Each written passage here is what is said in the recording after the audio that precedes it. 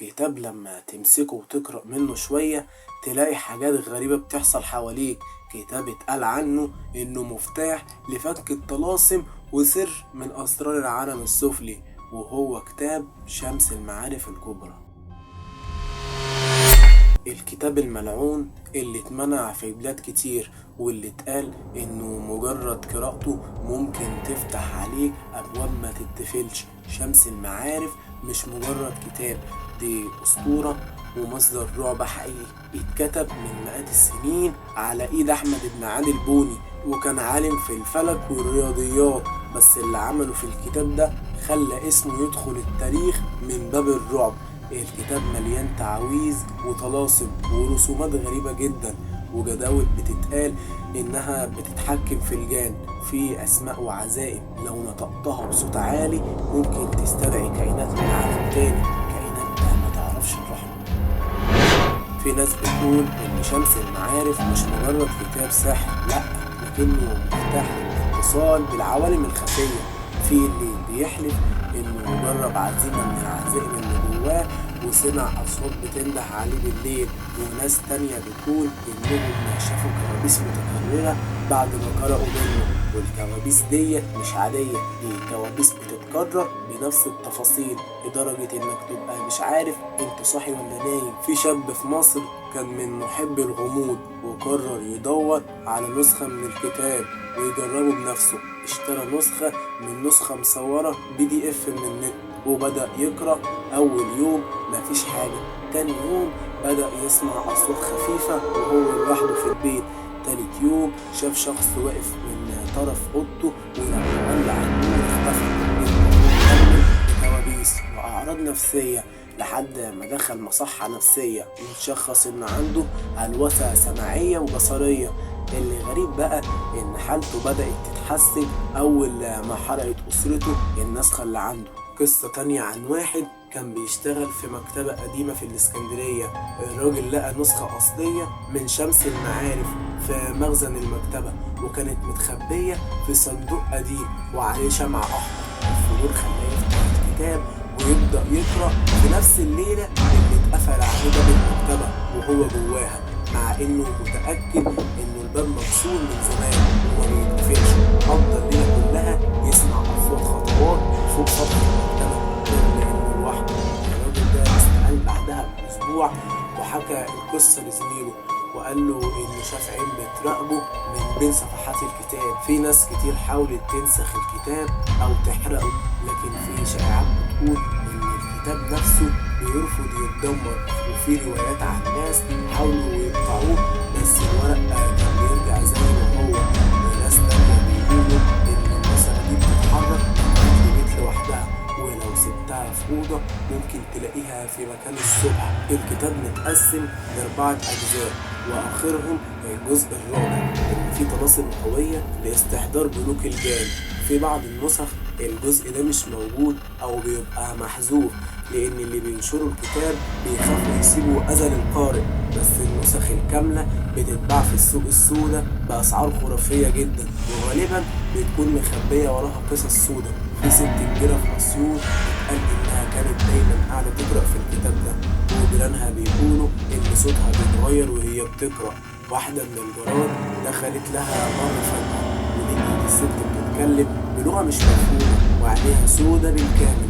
الست ماتت بعدها بأيام قليلة، ومن وقتها الأوضة اللي كانت قاعدة فيها محدش قادر يقعد فيها حتى نص ساعة، وكل اللي يدخلها يحس إنه بيتخنق منها. الناس اللي اشتغلوا في تحضير الأرواح دايما بيحذروا من استخدام الكتاب ده.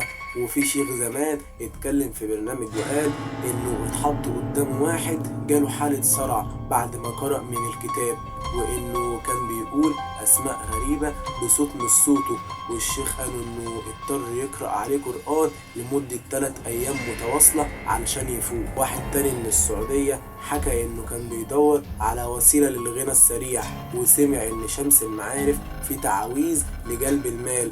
اشترى النسخة وبدأ يجرب تعويذة معينة، بس بعدها حياته كلها اتشقلبت. خسر شغله ومراته طلبت الطلاق، وبقى بيحس إنه دايما مراقب. وكل ما ينام يصحى مفزوع لما راح لشيخ قال له انه في كيان بيتبعه ومش هيسيبه الا لو تاب وممسكش الكتاب ده تاني. اللي يخلي الكتاب ده مرعب بجد هو ان في ناس بتأكد ان مجرد التفكير في استخدامه بنية سيئة ممكن يجذب ليك طاقات سلبية، وده بيحصل مع ناس كتير حتى اللي ما قروش منه غير سطرين. وفي معلومة يمكن ناس كتير ما تعرفهاش، ان البوني نفسه مؤلف الكتاب مات في ظروف غامضة جدا، وبعض المؤرخين بيقولوا ان في صفحات من الكتاب اتقطعت قبل وفاته ومحدش يعرف مكانها لحد النهاردة. والبعض بيقول ان الصفحات دي هي اللي كانت فيها اخطر الطلاسم. كتاب شمس المعارف مش للقراءة ولا حتى للعب، ومهما كنت فضولي او بتحب الغموض لازم تعرف ان في حدود ما ينفعش تتعداها، لان مش كل باب تفتحه هتعرف تقفله، وفي ابواب لما تتفتح بتغيرك للابد. سواء صدقت ان الكتاب ده مجرد خرافة او مؤمن انه مفتاح لعالم تاني، تفضل الحقيقة ثابتة. شمس المعارف مش كتاب عادي، ومجرد ذكر اسمه بيخلي ناس كتير ترتبك. فلو صادفته يوم من الأيام افتكر دايما ان الفضول ساعات بيكون بداية النهاية. وفي ناس بتسأل لو الكتاب مرعب كده ليه في ناس اصلا لسه بتدور عليه؟ والإجابة بسيطة جدا: الطمع. ايوه يا عزيزي، الطمع في القوة وفي المعرفة وفي السيطرة على اللي ما ينفعش تسيطر عليه. شمس المعارف بيغري الناس باللي مش عندهم، وبيفتح ليهم أبواب كتيرة جدا، بس كلها أبواب مزيفة وكان المفروض تفضل مقفولة. وواحد من أخطر القصص اللي اتقالت كانت عن شاب في العشرينات من الأردن اشترى نسخة مطبوعة من الكتاب وقرر يجرب طقس من طقوس استحضار خادم الجان، وكتب الطلسم وقرأه زي ما هو بالظبط. وبعد 3 أيام أمه لقيت البيت كله متبهدل وكل المرايات مكسرة وهو قاعد في ركن ووشه مش باين من كتر السواد. ولما دخلوا المستشفى قالوا انه فقد النطق والبصر كمان وما بقاش يستجيب لأي حاجة لحد النهاردة، ومحدش يعرف هو ايه اللي حصل له دوت. المشكلة ان شمس المعارف بيخليك تحس انك عندك قوة، بس في الحقيقة انت اللي بتسلم نفسك لقوة تانية خالص. قوة ما بتضحكش وما بتفهمش وما تعرفش الرحمة، كل اللي بتعرفه انها تفضل معاك لحد ما تخلص عليك. ويمكن اكتر جملة تلخص كل دوت هي الجملة اللي مكتوبة في اول صفحة من بعض النسخ القديمة، وهي: من ترك هذا الباب فليتحمل ما وراءه. فلو لقيت الكتاب قدامك سيبه ما تقرأش، لان مش كل معرفة فيها نجاة، وفي كتب نهايتها بتبدأ من اول صفحة. وبس كده، سلام.